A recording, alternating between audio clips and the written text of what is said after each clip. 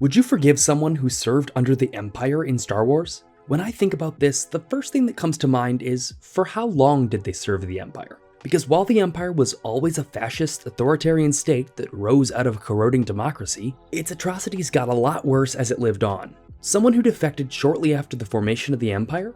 That's pretty easily forgiven in my eyes.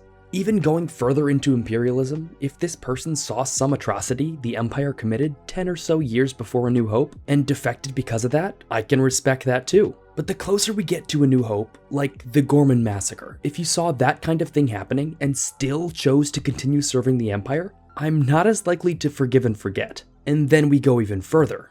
For any Imperial who didn't defect after the destruction of Alderaan, the idea of just forgiving them is kind of ridiculous to me. Like, I understand you saw a tragedy and then defected, but come on, you didn't see it coming before that? They've got to really prove that they're done.